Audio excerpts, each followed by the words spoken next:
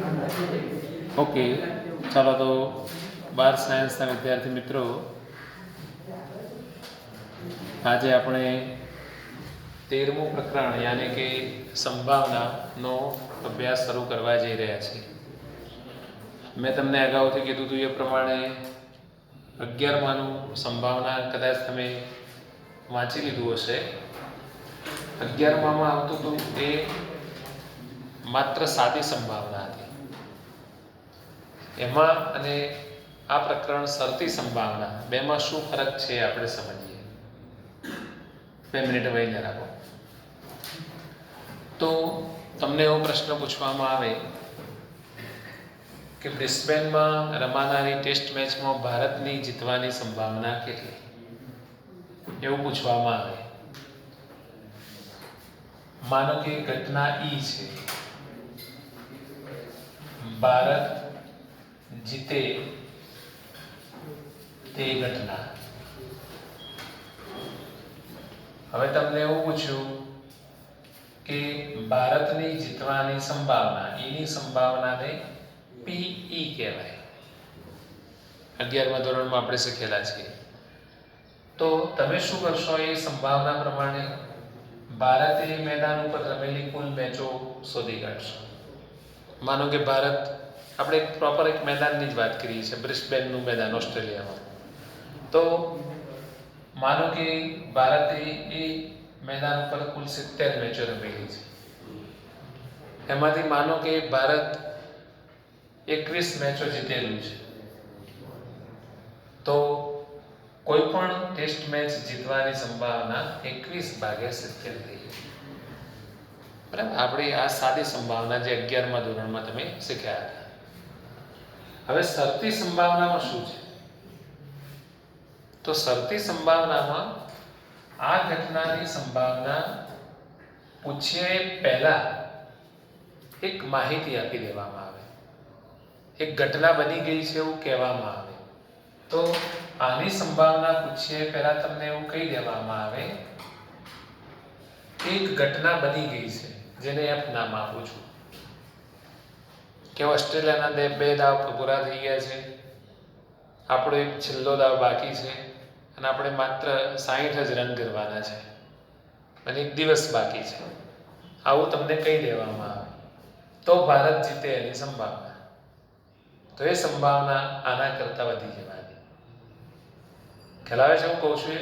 એટલે એક ઘટના ઉદ્ભવી ગઈ હોય અને પછી બીજી ઘટનાની સંભાવના શોધવાની થાય તો એને શરતી સંભાવના કહેવામાં આવે છે. અને એને દર્શાવવા માટે આ સંકેત નહીં, એને દર્શાવવા માટે આવો સંકેત છે પીઈ, પછી આમ લીટી દોરવાની અને એફ લખવાનું. પીઈ શરતી એફ એવું પણ બોલાય. આ ભાગાકારની લીટી ના સમજતા, બરાબર? પીઈ શરતી એફ, આ શરતી સંભાવના છે, કન્ડિશનલ પ્રોબેબિલિટી. એટલે આપણે આવું બોલીશું પીઈ શરતી એફ.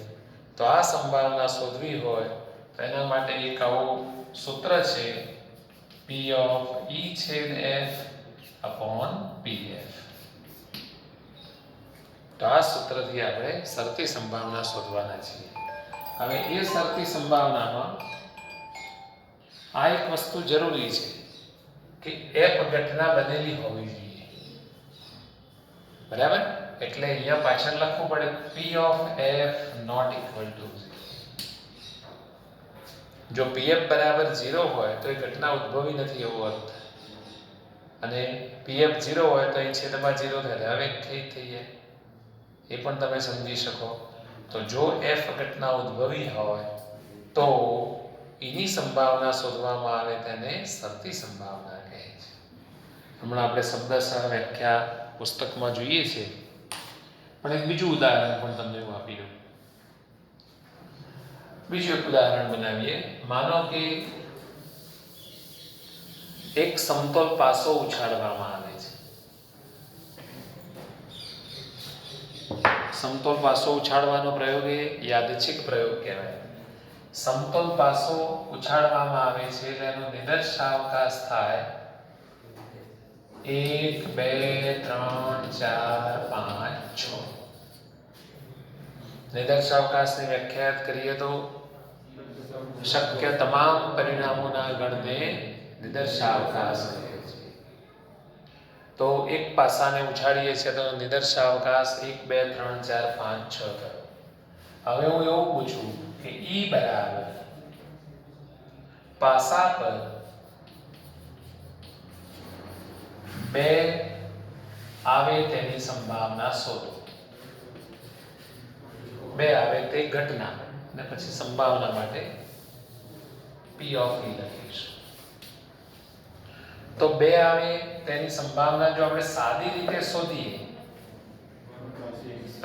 તો આ ગણમાં એક જ ઘટક આવશે, માત્ર બગડું, અને કુલ ઘટકો 6 છે, 1/6. આ આપણી સાદી સંભાવના થઈ ગઈ.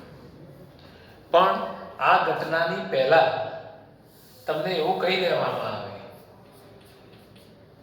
કે પાસાને એક વખત ઉછાળ્યો છે અને પાસા પર યુગ્મ અંક મળે છે. યુગ્મ અંક મળે તે ઘટનાને F કીધી છે. એટલે એમ કહેવામાં આવે કે F ઘટના બની ગઈ છે.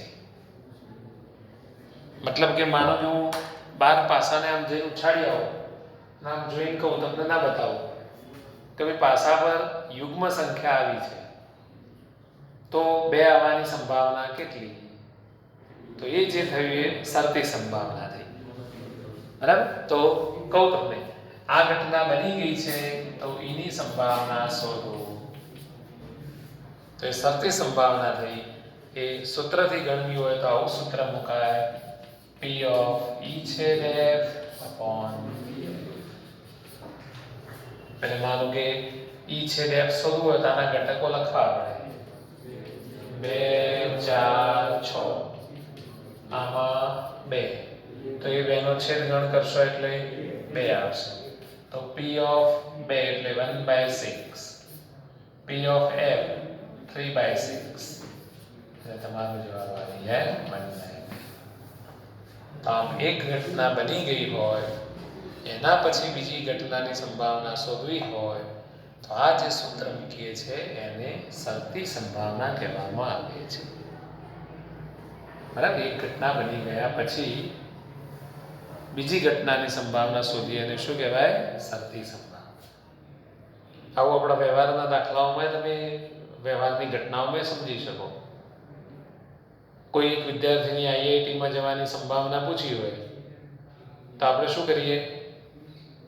અત્યાર સુધી અહીંયા ભણી ગયેલા બધા વિદ્યાર્થીઓની સંખ્યાની છેદમાં મૂકીએ, IIT-માં ગયેલા વિદ્યાર્થીઓની સંખ્યા અંશમાં મૂકીએ એટલે સંભાવના આવી.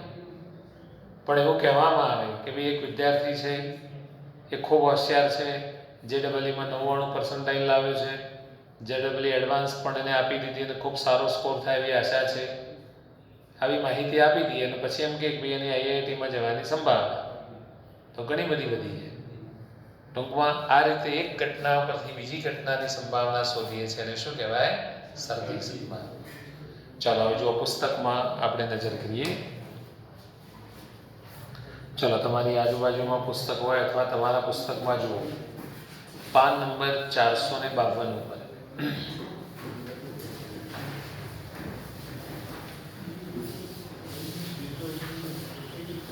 જો હું વાંચું છું, ઘટના F અગાઉથી ઉદ્ભવી ચૂકી છે તેમ આપેલ હોય ત્યારે ઘટના એની સંભાવનાને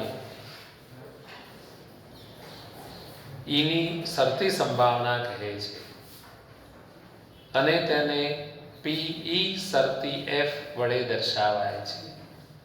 જો આ જે લીટી છે એને આમ કરશો તો બી વાંધો નહીં, PE શરતી F આવું પણ લખવું હોય તો લખાય. અમુક પુસ્તકોમાં આવું પણ લખેલું હોય છે, PE શરતી F. તો આ શરતી સંભાવના માટેના સંકેત છે એવું તમારે સમજવાનું. ચલો હવે પાન નંબર 453 ઉપર એની ઓરિજિનલ વ્યાખ્યા છે. વ્યાખ્યા 1.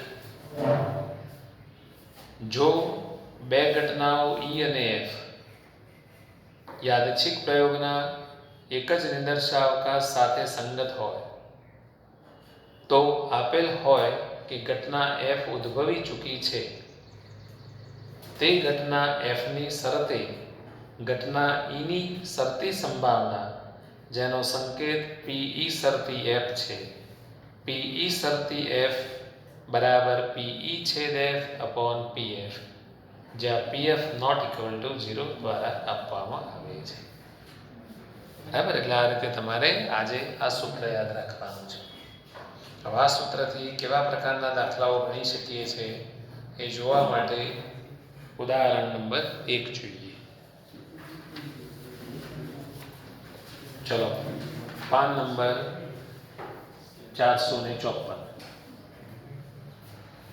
જો પીએ બરાબર 7/13, પીબી બરાબર 9/13 અને પીઈ એ છેદ બી બરાબર 4/13 હોય તો પી એ શરતી બી નું મૂલ્ય શું?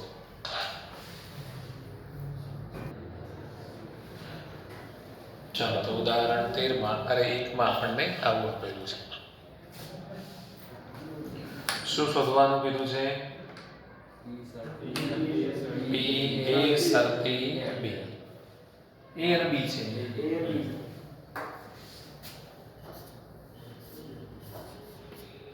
પી ઓફ એ શરતી બી. બોલો ભૈયાડો, સૂત્ર બોલો. પી એ છેદ બી ભાગ્યા પી.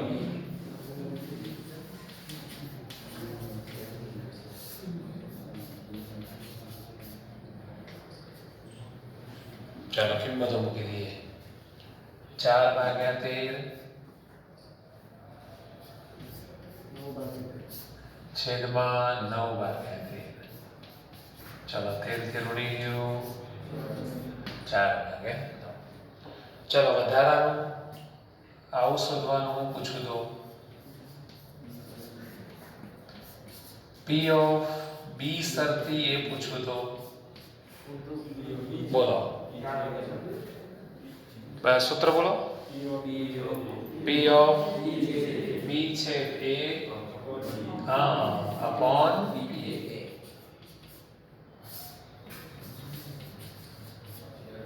બોલો. પી ઓફ બી છેદ એ તમારી પાસે છે. આ જ કહેવાય. એ છેદ બી ને બી છેદ એ બે સરખું જ કહેવાય. તો ચાલો ત્યાં મૂકી દઈએ 4/13 અને નીચે પી આવશે, ધ્યાન રાખજો 7/13.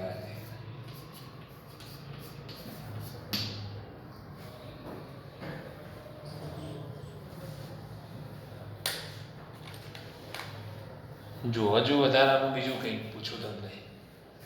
પી ઓફ એ ડેશ શરતી બી પૂછું. હેતુલક્ષીમાં આવું બધું પૂછાતું હોય છે. પુસ્તકમાં નથી, પણ આપણે સૂત્રો સમજાવવા માટે વધારામાં લઈએ છીએ. હવે આ સંભાવનાના જો ગુણધર્મો તમે જુઓ છો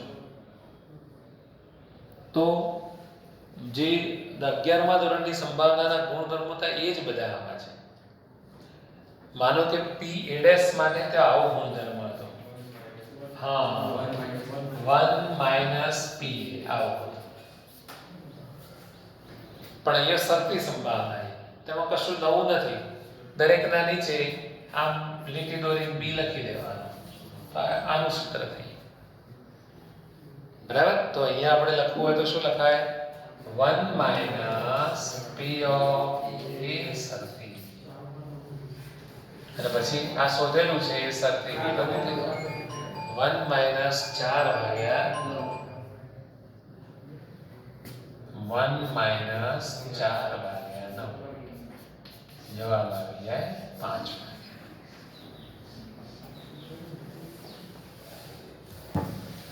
હવે કદાચ આ તો ઠીક છે, આ સૂત્ર ના આવડ્યું હોય તો તમે ત્યાં શરતી સંભાવનાનું ઓરિજિનલ સૂત્ર મૂકી શકતા હતા. આવું કર્યું હોત તો બી જવાબ આવો.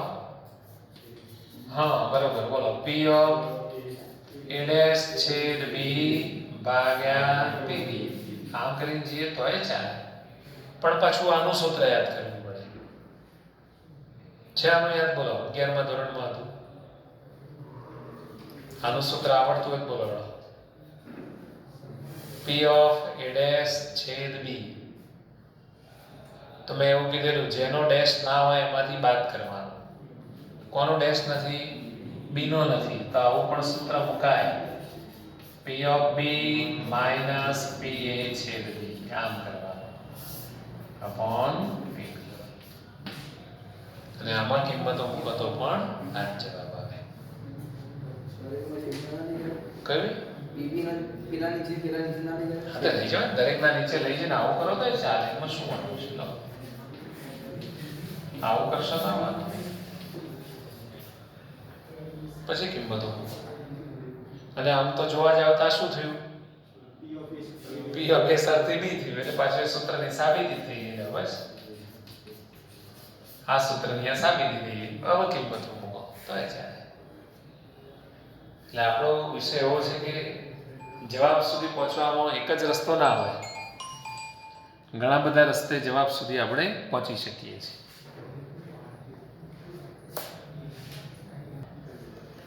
ચાલો હવે ઉદાહરણ નંબર 2.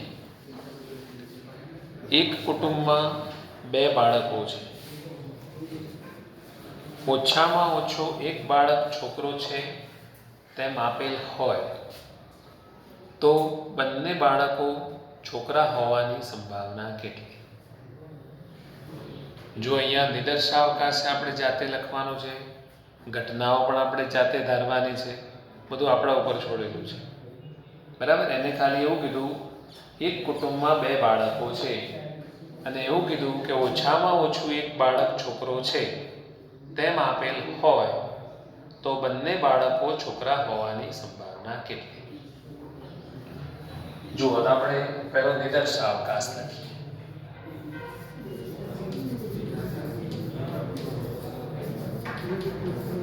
નિદર્શાવકાશ S બરાબર. હવે કોઈ કુટુંબમાં 2 બાળકો હોય ને આપણે જેને પૂછીએ કે ભાઈ તમારે કયા કયા સંતાનો છે, મતલબ છોકરો છે કે છોકરી છે, તો એમની જે શક્યતાઓ હોય બધી લખવાની. એને નિદર્શાવકાશ કહેવાય. છોકરાને આપણે બોયના અનુસંધાનમાં B અને છોકરીને ગર્લના અનુસંધાનમાં G વડે દર્શાવીએ તો નિદર્શાવકાશમાં શું આવી શકે કહો? તો જો આ પહેલો બાબો હોય, બીજો પણ બાબો હોય, BB. હા, પછી આ પહેલો બોય હોય, બીજી ગર્લ હોય, આવી પણ શક્યતા છે. પછી હા GB, પછી GG. તો 2 બાળકો ધરાવતા કુટુંબનો આ નિદર્શાવકાશ છે. હા, અને આમ પણ ઘણા લોકો લખે છે, વાંધો નહીં. BB, BG, GB, GG આમ પણ લખતા હોય છે. પણ પેલો ક્રમ મહત્વનો છે એટલે આપણે ક્રમયુક્ત જોડ લખીએ તો વધારે સારું. BG અને GB બેનો અર્થ જુદો છે. આમાં પહેલો છોકરો છે પછી છોકરી છે, પેલામાં પહેલી છોકરી છે પછી છોકરો છે. ઓકે. હવે રકમમાં તમને એવું કીધું હોય આપેલ હોય મતલબ કે ઘટના બની ગઈ હોય. આપેલ હોય એવો શબ્દ લખ્યો હોય તે ઘટના બની ગઈ હોય. જે ઘટના બની ગઈ છે એને પહેલા લખવાની. ચાલો હું F લાવી દઉં. તો શું ઘટના બની ગઈ છે? ઓછામાં ઓછો એક છોકરો હોય એ ઘટના બની ગઈ છે. ઓછામાં ઓછો એક છોકરો હોય તે ઘટના.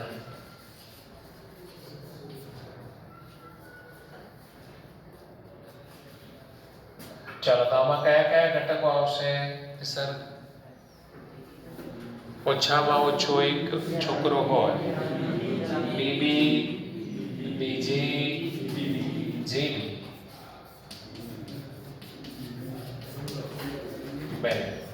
આ ઘટના બની ગઈ છે. ચાલો હવે જેની સંભાવના શોધવાની હોય હવે લખવાની. બંને છોકરા હોય તે ઘટના. બંને છોકરા હોય તે ઘટના. ચાલો, બંને છોકરા હોય એવા ઘટકો કયા છે? બરાબર છે, બી બી. Very good. હવે શોધવાનું છે આપણે પી ઓફ ઈ શરતી એફ. તો એનું તમે સૂત્ર યાદ કરી લો, પી ઓફ ઈ છેદ એફ અપોન પી એફ. એટલે આપણે પહેલું શોધી કાઢીએ ઈ છેદ એફ.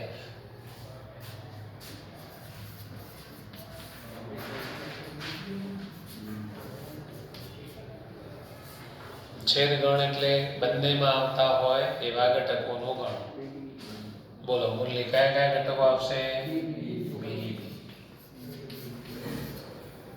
છે ને, જો આ ભાઈ ઘટક છે ને, આમાં મળે છે.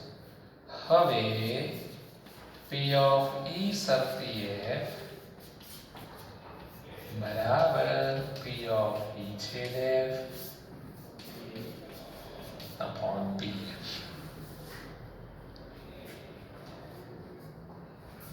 પી ઓફ ઈ છેદ એફ એટલે ઈ છેદ એફ ની સંભાવના. તો એના ઘટકોની સંખ્યા ભાગ્યા નિદર્શાવકાશના કુલ ઘટકોની સંખ્યા 1/4. ચલો, પી એફ 1 એફ માં કેટલા ઘટકો છે? હા, 3/4, રાઈટ. એટલે જવાબ આવી ગયો 1/3.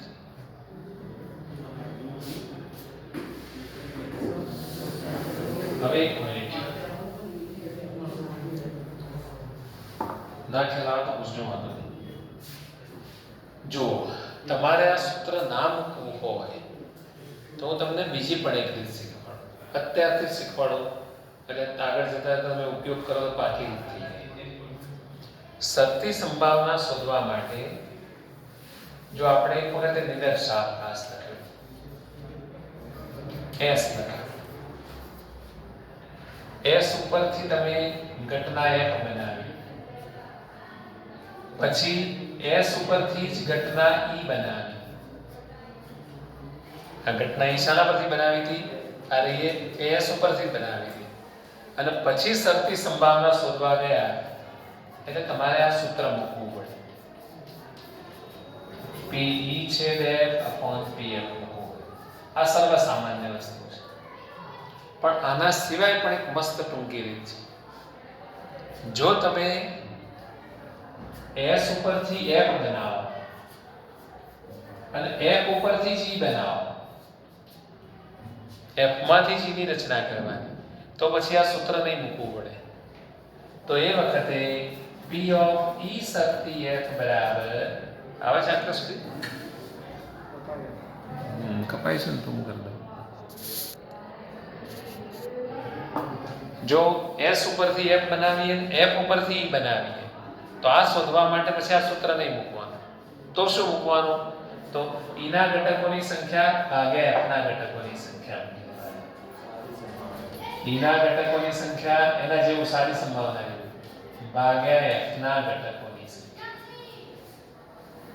આ ઘણું સહેલું બની જશે. એસ ઉપરથી એફ બનાવો, એસ ઉપરથી ઈ બનાવો તો આ સૂત્ર મુકાય. પણ એસ ઉપરથી એફ બનાવો, એફ ઉપરથી ઈ બનાવો તો સૂત્ર મૂકવાની જરૂર નહીં પડે. ઘણા મોટા દાખલાઓમાં આ રીત બહુ આશીર્વાદરૂપ સાબિત થશે. એ તો હું તમને એક બે દાખલા બંને રીતે સમજાવીશ. આમાં તો બહુ ઘટકો નથી એટલે પેલી રીતની બહુ મહાનતાની ખબર તમને નહીં પડે.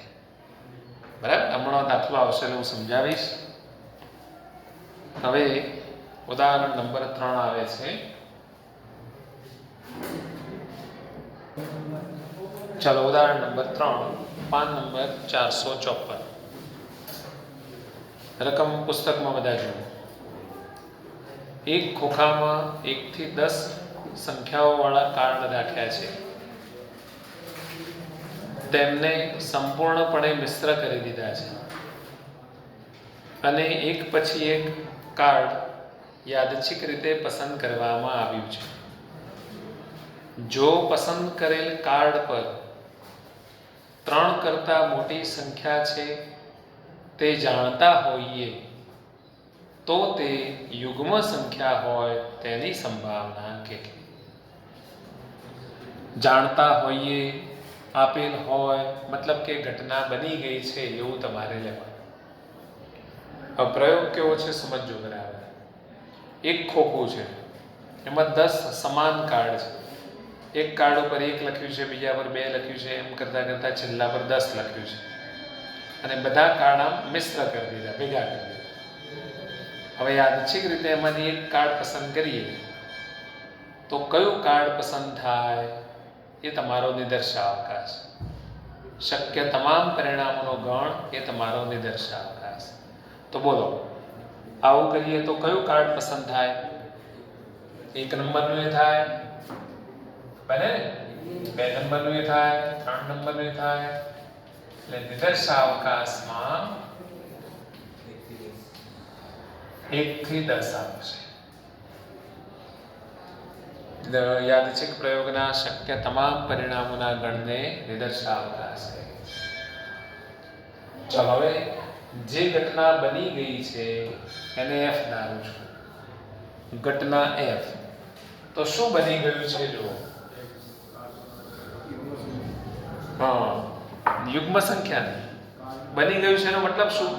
મેં પ્રયોગ કર્યો એવું માની લો. એને કીધું છે એવો પ્રયોગ મેં પોતે કર્યો. મેં કાર્ડ લીધું, તમને ના બતાવ્યું, અને એમ કહું ભાઈ 3 થી મોટી સંખ્યા છે, એટલે ઘટના બની ગઈ કહેવાય. બરાબર? તો 3 થી મોટી, 3 ખરો, 3 કરતા મોટી એ ઘટના બની ગઈ, એને આપણે F કીધું. 3 કરતા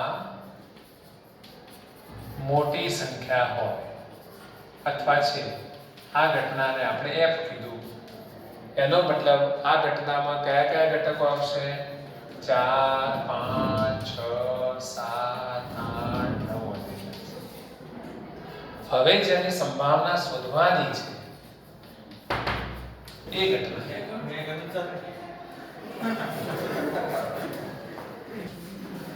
તો ઘટના E એટલે જેની સંભાવના શોધવાની છે. તો કોની સંભાવના શોધવાની છે? હા, કાર્ડ પર યુગ્મ સંખ્યા હોય. કાર્ડ પર યુગ્મ એટલે હા, બેકી સંખ્યા. હવે આના ઘટકો S ઉપરથી બનાવવા છે કે F ઉપરથી? એ બે રીતો જુદી પડે. આ બે રીતો આમાં જુદી પડે. જો F ઉપરથી બનાવશો તો દાખલો વધારે સહેલો બની જશે. તો યુગ્મ સંખ્યાઓ આમાંથી જ લઈ લો. 4, 6, 8, 10. S ઉપરથી F બનાવ્યો, F ઉપરથી E બનાવ્યો. Therefore PE શરતી F બરાબર. હવે પેલું સૂત્ર નહીં મૂકવાનું, સીધું E ના ઘટકોની સંખ્યા 4, F ના ઘટકોની સંખ્યા કેટલી છે? બોલો 5 મિનિટ. 30 મિનિટ વિડિયો થઈ ગઈ. ખ્યાલ આવ્યો? S ઉપરથી F બનાવ્યું, F ઉપરથી E બનાવ્યું, તો ડાયરેક્ટ આમ મૂકી દેવાનું. જો તમે E ની રચના S ઉપરથી કરો છો તો E જુદો આવશે. આમાંથી યુગ્માંક લો છો તો 2, 4, 6, 8, 10. અને આ વખતે તમારે પછી સૂત્ર પેલું મૂકવું પડે. P of E છેદ F upon P. તો આ જવાબ તો તમારો એ જ આવે. પણ એમાં E છેદ F વધારાનો શોધવો પડે. તો આ રીતે આ બીજી રીતે મેં ગણાવ્યું છે, વધારે સારી રીત છે. ફરી એકવાર પ્રયોગ કર્યો. શું કર્યું આમાં જુઓ. અમુક મિત્રો પાછળ આવે. અહીંયા એક પ્રયોગ હતો. એક ખોખામાં 10 કાર્ડ હતા. માનો કે આ ખોખું છે, આની અંદર 10 કાર્ડ છે. 1, 2, 3, 4 અપ ટુ 10 લખેલું છે. એમાંથી એક કાર્ડ પસંદ કરવાનું છે. કયું કાર્ડ પસંદ થાય તે નક્કી ના આવે. તો એનો નિદર્શાવકાશ આપણે લખી દીધો 1 થી 10. હવે મેં પ્રયોગ કર્યો. કેવો પ્રયોગ કર્યો? એમાંથી એક કાર્ડ પસંદ કર્યો અને તમને બતાવ્યું નહીં કે એના પર કયો અંક છે, પણ મેં તમને એટલું કીધું કે ભાઈ કાર્ડ ઉપર આમ જોઈ લીધું 3 થી મોટી સંખ્યા છે. મતલબ કે એક ઘટના બની ગઈ. એ ઘટનાને નામ આપ્યું F. અને તમને પૂછ્યું તો એ કાર્ડ ઉપર યુગ્મ સંખ્યા હોય એની સંભાવના કેટલી? 3 થી મોટી સંખ્યા છે તેમ આપી દીધું અને આની સંભાવના શોધવાનું કીધું. એટલે એક ઘટના બની ગઈ છે, એના પછી બીજી ઘટનાની સંભાવના પૂછી, એટલે આ શરતી સંભાવના થઈ. અને શરતી સંભાવના શોધવા માટે આ સૂત્ર વાપરી શકાય અને બીજી રીત કીધી હતી એનો પણ ઉપયોગ કરી શકાય. તમે બીજી રીતનો ઉપયોગ કર્યો. S ઉપરથી F ના ઘટકો લખી દીધા, 3 કરતા મોટી સંખ્યાઓ લખી દીધી. F ઉપરથી E ના ઘટકો લખ્યા, યુગ્મ સંખ્યાઓ આમાંથી જ લીધી, એટલે સૂત્ર મૂકવું પડ્યું નહીં. PE શરતી F બરાબર E ના ઘટકોની સંખ્યા ભાગ્યા F ના ઘટકોની સંખ્યા. તો આ રીતે જવાબ આવ્યો. જો તમે E ના ઘટકો S ઉપરથી લખો છો તો પછી તમારે આ સૂત્ર મૂકવાનું.